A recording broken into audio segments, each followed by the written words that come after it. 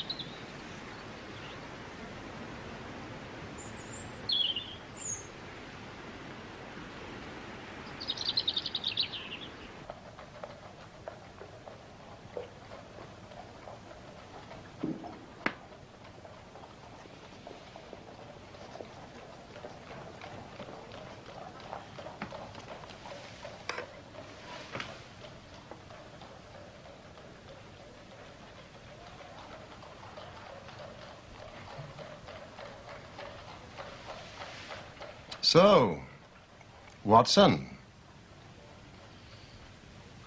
You do not propose to invest in South African securities? How on earth do you know that? Now confess, you are utterly taken aback. I am. I should make you sign a paper to that effect. Why? Because in a few minutes you will say it is all so absurdly simple.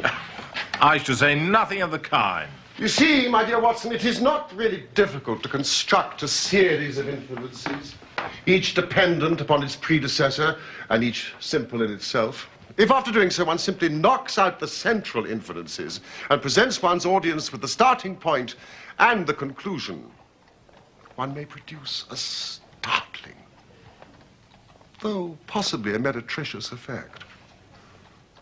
I can tell by an inspection of the groove between your left forefinger and thumb that you've decided not to invest your small capital in the gold fields. I can see no connection. Very likely not. But I can quickly give you a close connection. Here are the missing links in the very simple chain. You had chalk between your forefinger and thumb when you returned from the club last night. You put chalk there when you play billiards to ease the cue. You never play billiards except with Thurston. Now, Thurston, you told me 4 weeks ago, had an option on some South African security which expired in a month and which he desired you to share with him. Your checkbook is locked in my drawer, and you have not asked for the key, so you do not propose to invest your money in that manner. How absurdly simple. Quite so. Every problem is absurdly simple when it is explained to you. Pum, pum, pum, pum. Holmes, why are you so cheerful? You're unemployed, you have no case to solve. Now, normally that produces black moods and the infernal lethargy of the cocaine bottle. You have not used the logical principles which I constantly expound. Sherlock Holmes is cheerful, so Sherlock Holmes must have a case. Pah! See what you can make of that, friend Watson. Why, Holmes, it's a child's drawing. Ah, is that your idea? Well, what else should it be? Well, that is what a Mr. Hilton Cubitt of Ridlingthorpe Manor, Derbyshire, is anxious to know. That conundrum came by the first post, and he is to follow by the next train.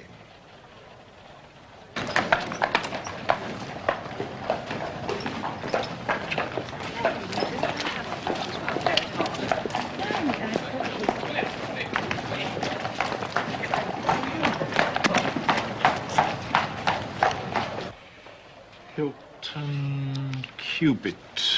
No, I have already looked him up, Watson.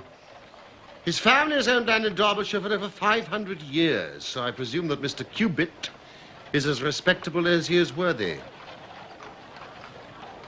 With a fresh face, an open countenance, and wearing a brown bowler hat.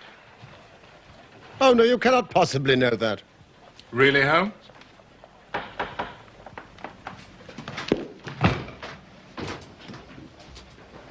You will stay and keep a record of the case. My dear fellow.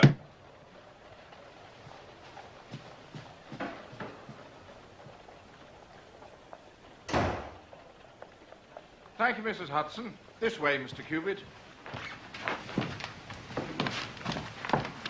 Mr. Sherlock Holmes. Hilton Cubitt. And this is my friend and colleague, Dr. Watson. Dr. Watson, sir. How do you do? Do sit down, Mr. Cubitt. Thank you. So what do you make of it, gentlemen? This thing. Have you had time to study it? Absurd little figures dancing in a line. It's a childish prank. Why do you attach importance to something so trivial? I don't, Mr. Holmes. I never should. No, it's my wife, you see. She... Go on, Mr. Cubitt. You're with friends. But it's frightened her almost to death. She says nothing, tries to appear normal, but I've never seen anyone so upset. In white chalk on a garden seat. It is a precise copy. It's as exact as I could make it. I did think it might be the stable boy, but the lad denied it. If there's any danger threatening my wife, Mr. Holmes, I'd spend my last penny to protect her.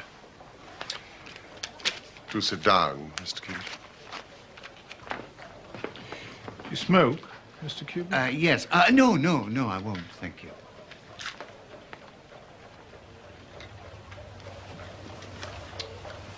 Tell us about your wife, Mr. Cubitt. Well, I've always lived in Derbyshire, Ridlingthorpe Manor near Matlock. I was a bachelor and thought I'd remain one until 3 years ago I came down to London on a visit. It's a rare thing for me, but... Well, I had a mind to see the Queen's Golden Jubilee. I put up at a boarding house in Russell Square because Parker, he's the vicar of our parish, he was staying there. There was also a young American lady staying there. Patrick was her name, Elsie Patrick. Well, we were both alone and we became friends. Did the sights and that. At your expense? Well, certainly not. Are you suggesting... No, he's not, Mr. Cubitt, not at all. Was this Miss Elsie Patrick in London merely for the Jubilee? No. She'd been here some time. She'd tired of America, traveled about, and finally settled in England. Well, not to make a labor of it, before my holiday was over, I was as much in love as any man ever has been. To my surprise and joy, she reciprocated my feelings, and we were married. Excellent. Quietly, in a register office. You think I'm mad, Mr. Holmes, taking a wife in such a fashion, knowing nothing about her, or... Explain, Mr. Cubitt. And come to the point. Oh, yes. In fact, it was on the very day of our marriage. Nothing could have made me unhappy. Nothing on that day. But now I look back, it was odd. Elsie? There's something I have to say to you, Hilton. We don't want to be late, my dear. I've put it off till now, but I must still give you the chance to change your mind. Elsie. What in the world? Let me finish. And what I say, I do mean. I love you dearly.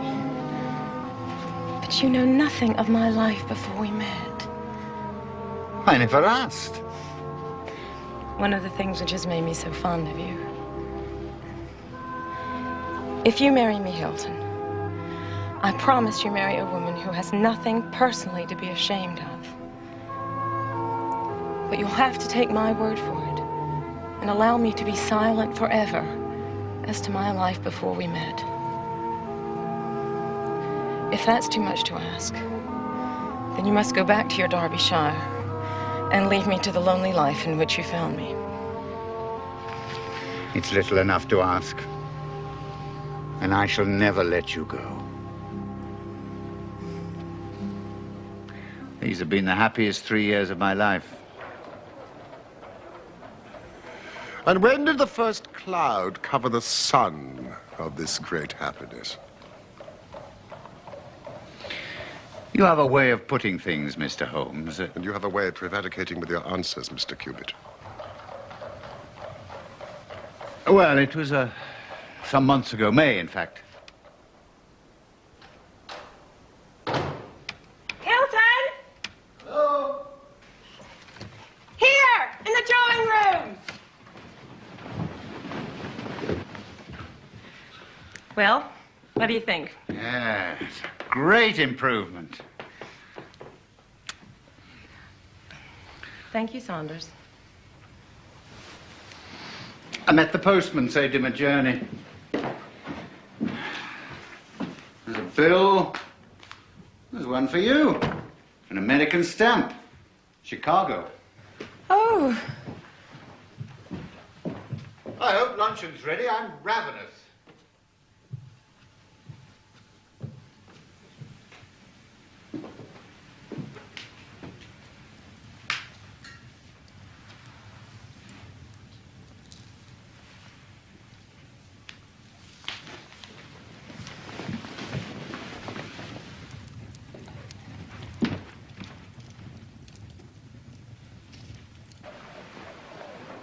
She burned the letter unopened. Yes. I don't know why. Of course you don't. America's her past, and the subject of a solemn promise. Yes, but she's not had an easy hour from that moment. If only she'd trust me. Now, I have every faith in her. You must believe that. Whatever there was in her past, I'm sure it's no fault of hers. And the dancing men. Oh, yeah.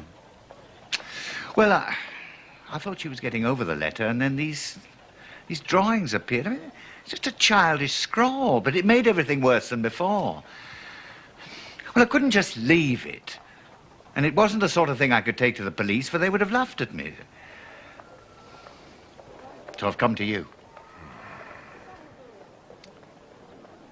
Don't you think, Mr. Cubitt, that your best plan would be to make a direct appeal to your wife and ask her to share her secret with you?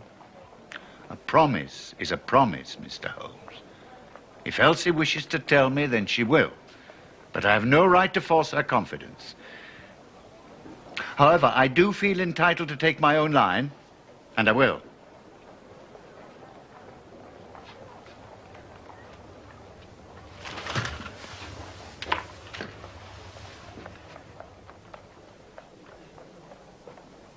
Then I will help you with all my heart.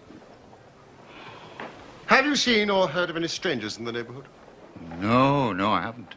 Some of the farmers take in lodgers, but I've not heard of any lately. Then I suggest that you return to Derbyshire, Mr. Cubitt, and keep a sharp lookout, and make an exact copy of any fresh dancing men that may appear. Thank you, Mr. Holmes. I will. But, Mr. Cubitt, this letter which started your wife's torment, you are quite certain that it was from the United States? Yeah, the postmark was Chicago.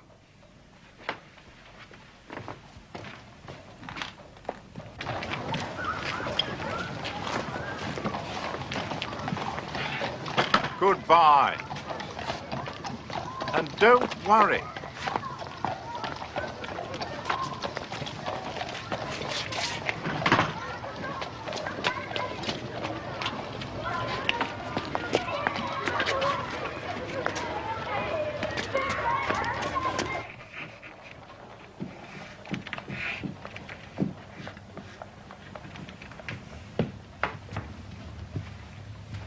Perfectly natural she should receive a letter from America. She's from America. Yes, but it is not natural to throw it onto the fire unopened.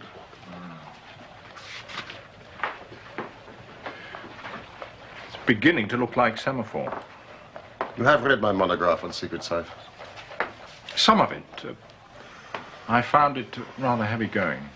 It evidently has a meaning. If it is purely arbitrary, it may be impossible to solve. However, if it is systematic, we should be able to get to the bottom of it. But we need more messages, and preferably long ones. Well, I doubt if Hilton Cubitt would agree with that.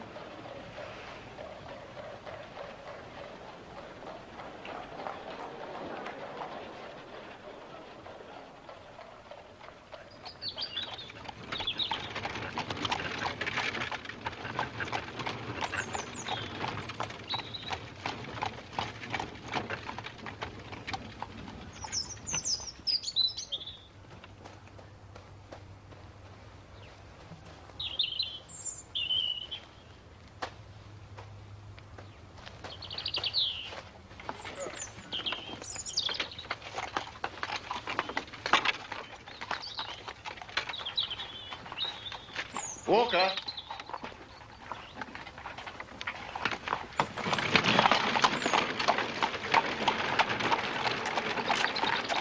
Know anything about this? No, sir. I've not been round the front all day. Has Mrs. Cubitt been out here? I've no way of knowing. Have I? Sir. When I've done this, I want you to wash it off and tell no one about it, and then come to me. I shall have an urgent letter for you to post.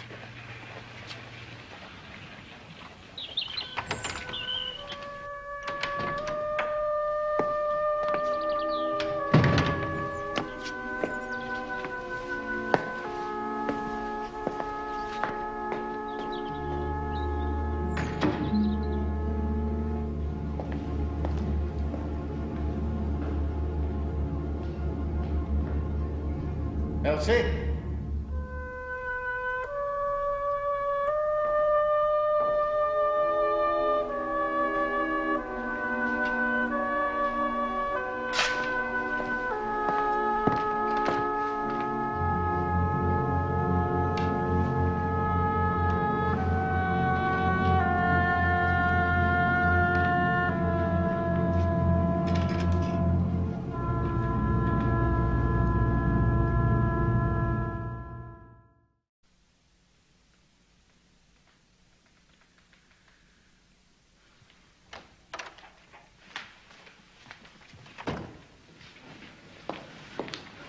Elsie? What are you doing? I was looking for you. I thought I heard the door. Have you been out today? Out of the house?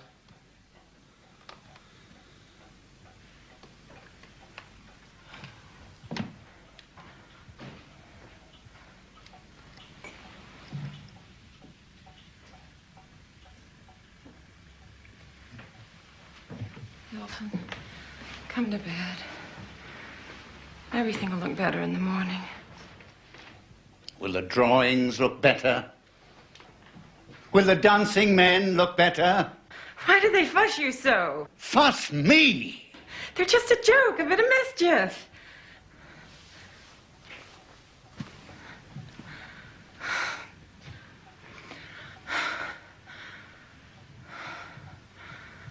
The moon's high.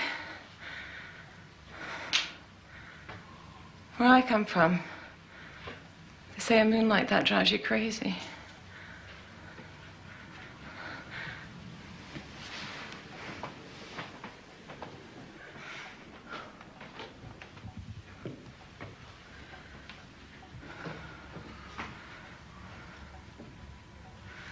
Why don't we travel, Hilton? Why don't we go away?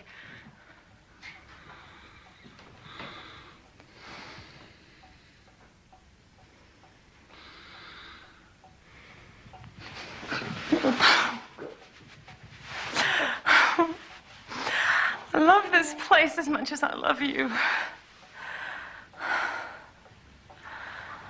Hilton.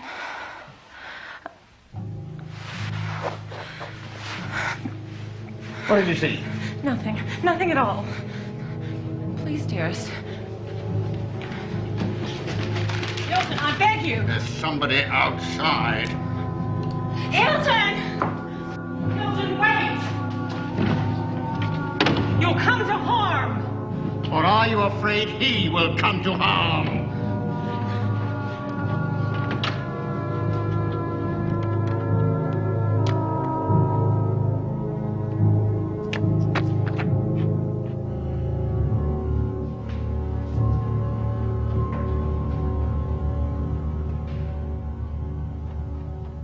These two are identical.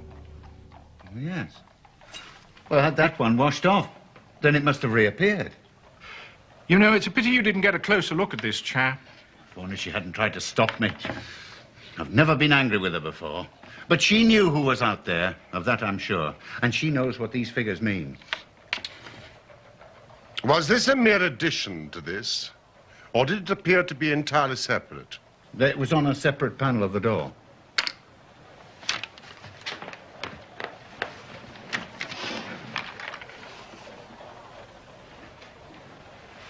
Well, I know what I'm going to do. I shall go home. I shall put half a dozen of my lads in the shrubbery. If this fella calls again, give him such a thrashing, he'll leave us alone in the future. Well, that would be one way. Mr. Cubit, this case is too deep for such a simple remedy. I must go now if I'm to catch my train. I'd not leave Elsie alone at night for all the day. Quite right. Good day, Mr. Cubit. We will join you in a couple of days, and be patient. Goodbye, Dr. Watson. I'll find my own way. Bye. Weren't exactly sympathetic. He doesn't come to me for sympathy.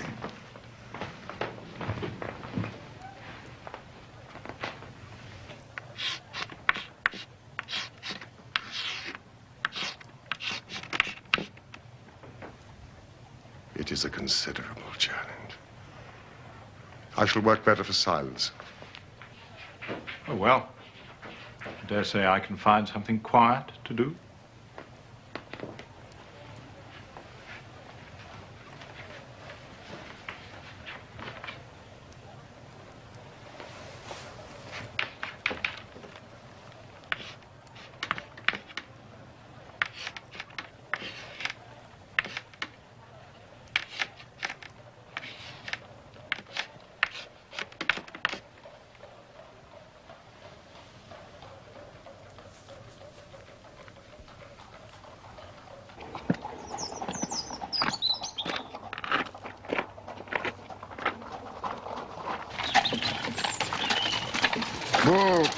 Sir,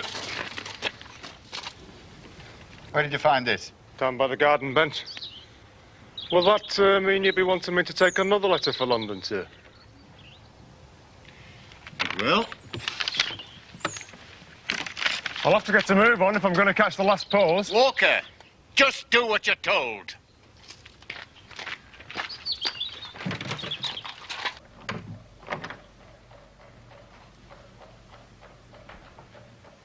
Yes, Watson? Thought you might like the Times, Holmes. What do you make of my progress? Well, it still doesn't mean very much, does it? Quite enough for me to send a telegram to the United States. What on earth does that mean? Abbas Lane. Watson, if this is E, flag denotes the end of words.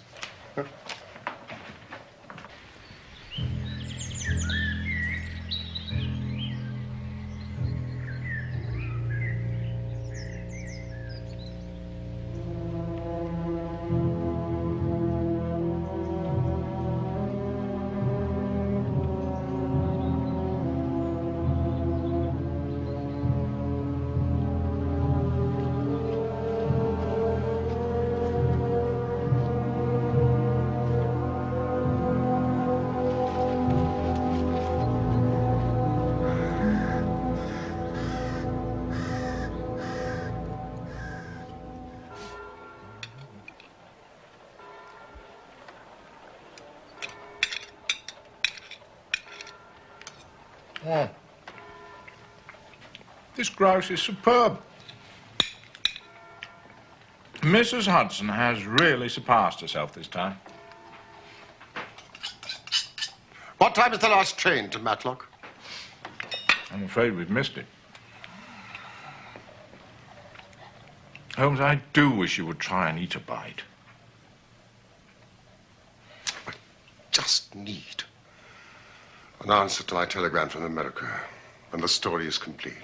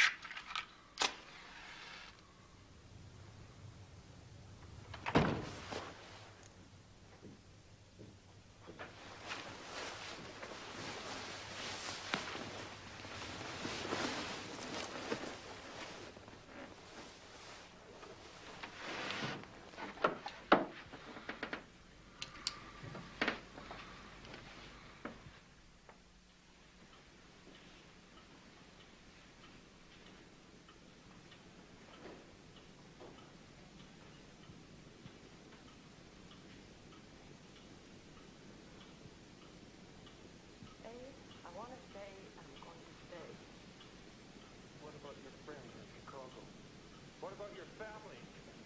Friends, you call them? Killers, robbers, extortionists? Some family. But you and I were engaged. I'm sorry, Abe. My father forced me into it. How could I be happy with you in that life? Please go, Abe. Please.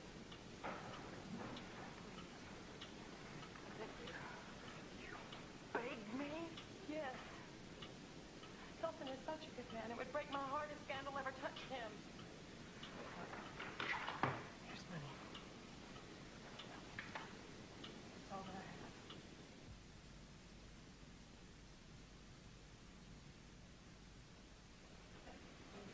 Go.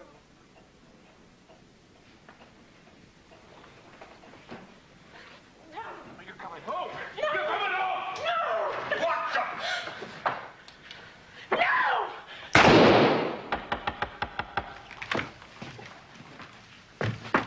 Watson! What the devil's going on? An answer to your telegram? No, it's another letter from Hilton Cubitt.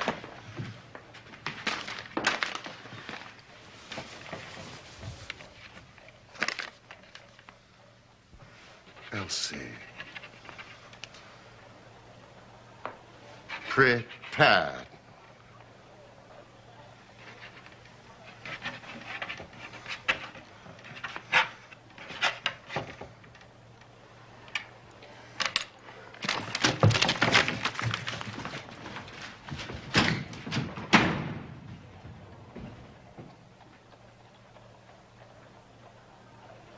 Mr. Holmes, sir. Thank you.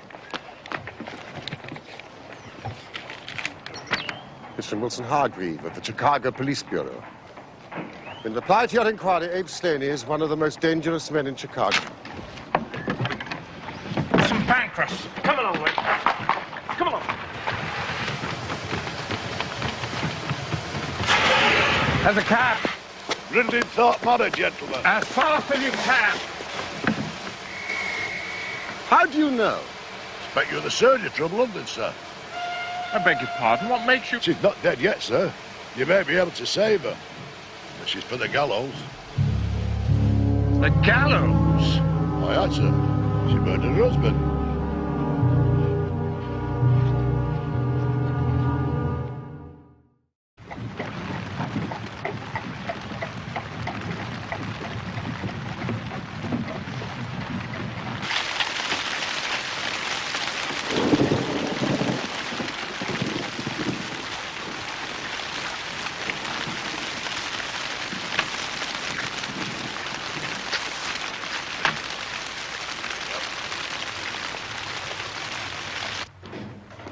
Inspector of Police and Doctor of Medicine, I perceive.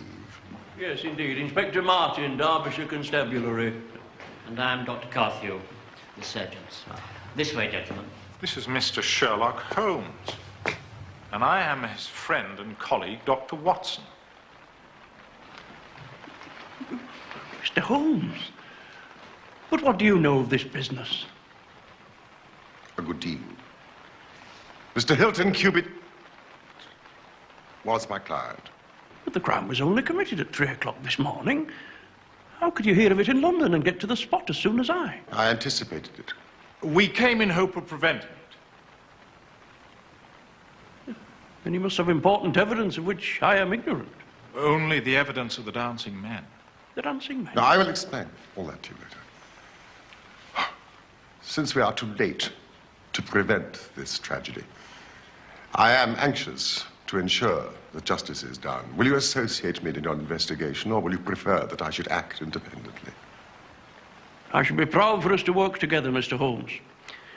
But I must warn you, there seems very little to investigate. Mr. Hilton Cubitt has been shot through the heart and he's dead. And Mrs. Cubitt? Seriously wounded. The bullet passed through the front of her brain and she's still unconscious. Excuse me, gentlemen. Only one gun has been found, lying on the floor between them. 2 bullets have been fired. With respect, Mr. Holmes, it seems quite clear that Mrs. Cubitt murdered her husband and then turned the gun upon herself. But they were a most devoted couple. The murder room's through here, Mr. Holmes. No. I would like to start by interviewing the servants. And I beg you, nothing, absolutely nothing, is to be moved. Is this the way to the kitchen?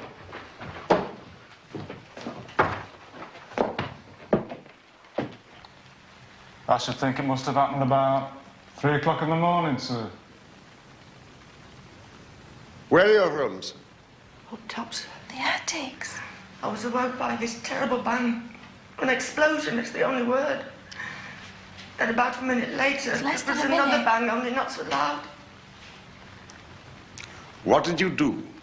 I came downstairs, sir, expecting to find Mr. Cubitt up and about chasing burglars and the house on fire. And the bedroom door was open. We looked in, but the bed was empty, so we came on down. The smoke and the smell were worse down here. Smell? Ah, you mean of the gunpowder? Suppose it was, sir, yes. Now, you say the smell was worse downstairs. Could you also smell gunpowder upstairs? Yes, sir.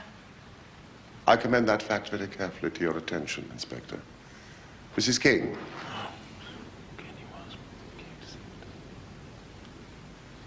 Would you like to sit down, Mrs. King? Now, was the library door open when you reached it? Open, yes, sir. We could see the candle alight on the table, and so we came in. And then... Oh, as terrible a thing as ever I saw or ever feared to see. She was terribly wounded, sir. She was moaning and groaning. And she sort of collapsed on the floor, and she hasn't said anything since. Saunders.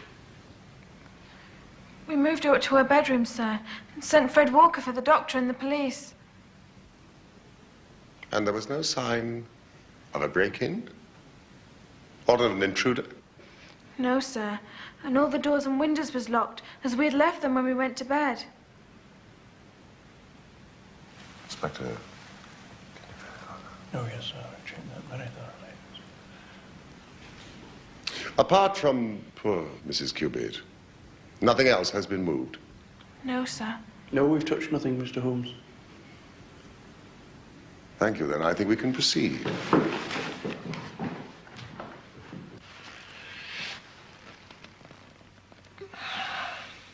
Almost instantaneous death, presumably. Straight through the heart. The bullet's still there. What about the bullet that wounded Mrs. Cubitt? That's still in her as well. It will take hands more nimble than mine to move it. Is this Mrs. Cubitt's handbag? Yes, it is, Mr. Holmes. At least 20 50-pound notes. A bribe that failed. So, 2 bullets fired, 2 wounds inflicted, as you said. Yes, Doctor. Then how do you account for the bullet that has so obviously struck the window frame? By George, however did you see that? Because, Dr. Carthew, I looked for it. Wonderful. Why, the bullet's still there. So a 3rd shot must have been fired. Which means that a 3rd person must have been present. Exactly. When you came into this room last night, you say that the door was ajar. Was not that window also open? I don't know, sir. I think... No, sir. It was shut. Saunders, will you and Cook wait in the library? And you, Walker. Dr. Carthew, you may remove the body.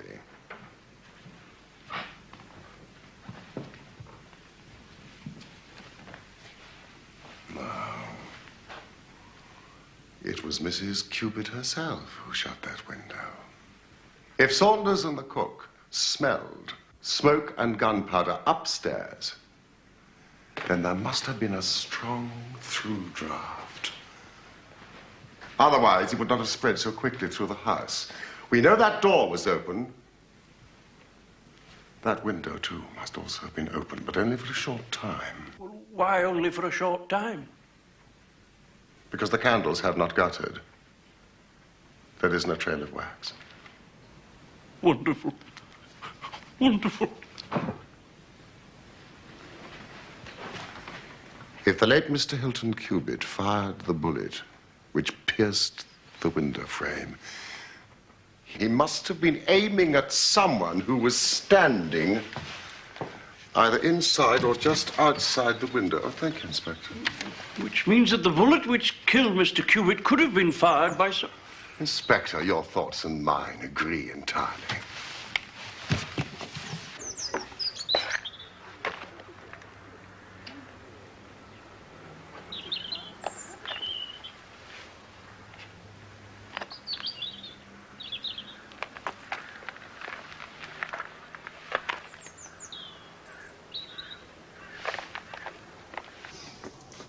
This is the cartridge case of the bullet which killed Mr. Hilton Cubitt.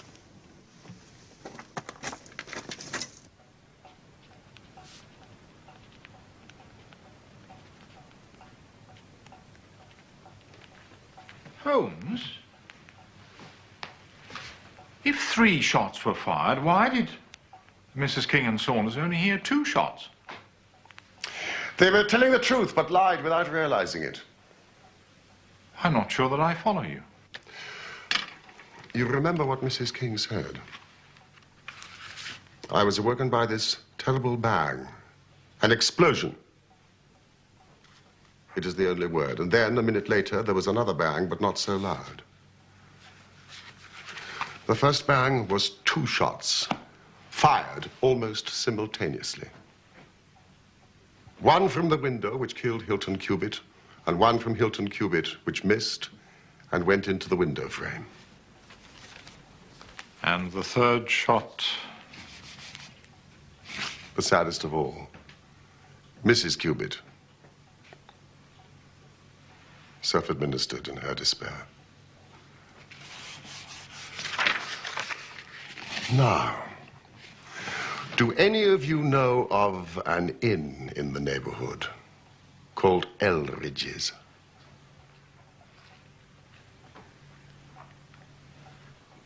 There's a farmer of that name. Lives some miles off, in the direction of Millbrook. Is it a lonely farm? Very lonely, sir. Then it is just possible that the news of what happened here last night has not reached them? Maybe not, sir. Excellent. Walker. I want you to take this note to a Mr. Abe Slaney of Elridge's farm. Do not say that the note is from me. And make no mention of what happened here last night. Now, you understand? Yes, sir. Thank you, Walker. I am expecting a visitor in answer to my note. Now, Saunders, he will ask for Mrs. Cubitt. I want you to show him into this room. I want this house to look quite normal, and you must not give anything away of what has happened. Very good, sir. Now, I suggest you return to your duties. And Dr. Carthew, I suggest you return to your patient. Oh, Mrs. King. Your mistress is quite innocent.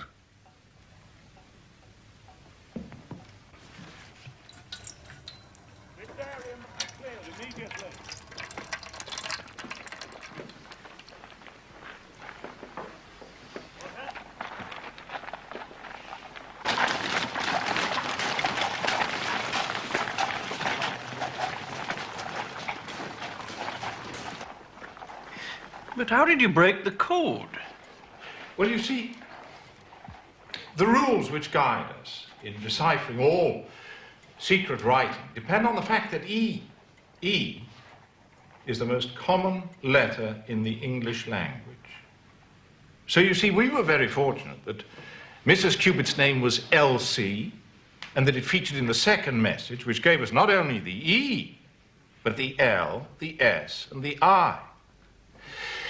Now, next, it seemed likely to us that two of the messages were appeals of some sort to Mrs. Cubitt.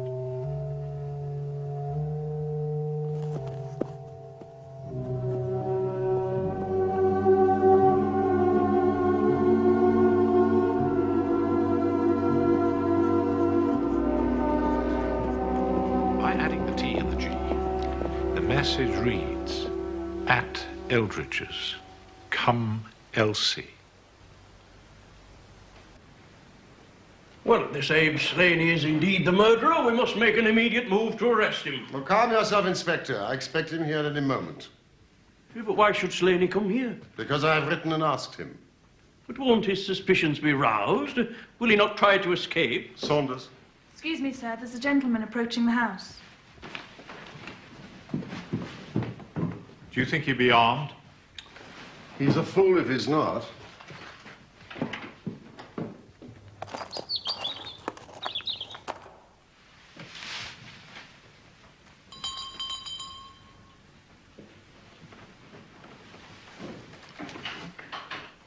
Good day, sir.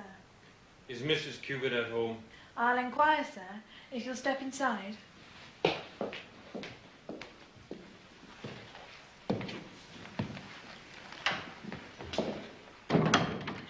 What name shall I say?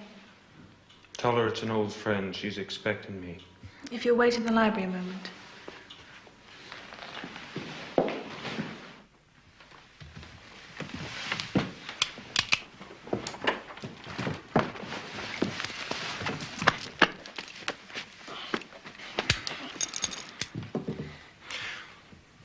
Well, gentlemen, it looks like you've got the drop on me, but what the hell is going on? Abe Slaney, I believe. What if I am, and who are you anyway? My name would mean nothing to you, though I suspect that of Wilson Hargreave of the Chicago Police Department will. I see that it does. Mr. Slaney, you should know that Mrs. Elsie Cubitt is very seriously ill. I don't believe you. This is some cheap trick. Mrs. Elsie Cubitt wrote me a note just an hour ago. A note that only I can understand. What one man can invent, another can discover. I'm here, Abe Slaney, at Eldridge's. Come, Elsie. And your last note to her, Elsie, prepare to meet thy God. And this? You wrote that note? But you were lying about Elsie. Slaney, when you shot and killed Hilton Cubitt, Elsie Cubitt, in her despair, attempted to kill herself and is now at death's door. No. No! I gotta see her! I gotta see her! I love her, for God's sake! Elsie! I love you, Elsie! Elsie! Elsie! I believe that she fled from America to avoid you. Because you followed her and made her life a misery, she now lies under grave suspicion of murdering the husband she loved. The least you can do is to clear her of that. I guess the very best case I can make for myself now is to tell you the absolute naked truth. It is my duty to warn you that it will be used against you. I guess you probably know that Elsie's father's the most powerful man in Chicago. One of the most powerful criminal men in Chicago. It was he who invented the dancing men. We used it as a code in the old days. I've known Elsie since she was a child. She was promised to me. I may have threatened her, but I wouldn't have touched a hair on her pretty head. But you're right. She hated the whole Chicago business. That's why she ran away to Europe. It was only after her marriage to this Englishman that I was able to find out where she was. I wrote to her, but I got no answer. She burned your letter. She was happy in her new life in Derbyshire. I came here to England to take her home. I sent her notes. I did everything I could to coax Elsie away. Then my temper got the better of me and I began to threaten her. But yesterday, she sent me a letter. She said she would come down when her husband was asleep and speak to me through the end window. If I would go away afterwards and leave her in peace. Can I make you see?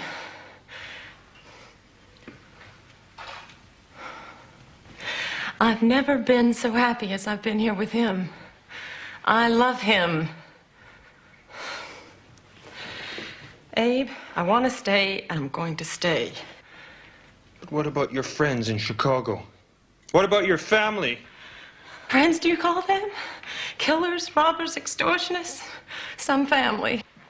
But you and I were engaged. I'm sorry, Abe. My father forced me into it. How can I be happy with you in that life? Please go away. Please. I beg you. You beg me? Yes. Hilton is such a good man. It would break my heart if scandal ever touched him. Here's money. It's all that I have. Now, please go away. No! You're coming home! No! You're coming home! No! What the...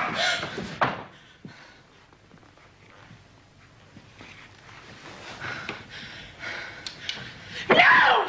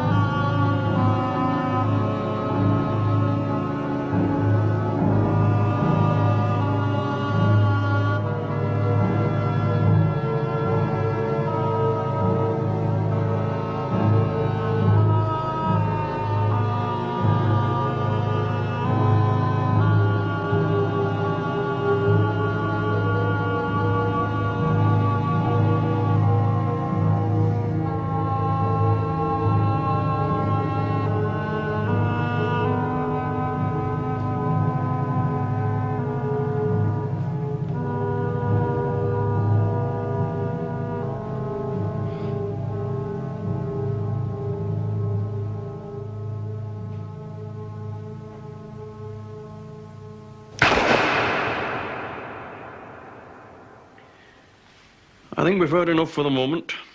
Come along. Can't I see her before I go? Nobody can see her. Even we have not been given that privilege.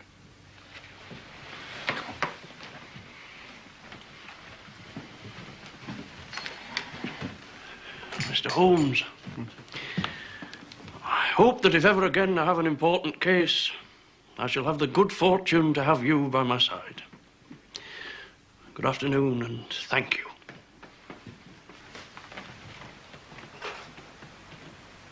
Holmes? What did you write in that note? See if you can read it. Come here at once. Come here at once. How absurdly simple. And so the dancing men, which had so often been the agents of evil, were finally used on the side of justice. Abe Slaney was condemned to death at the Derby Assizes, but his sentence was changed to penal servitude in consideration of mitigating circumstances, in the certainty that Hilton Cubitt had fired the first shot. Mrs. Cubitt made a complete recovery and lives still at Ridlingthorpe Manor.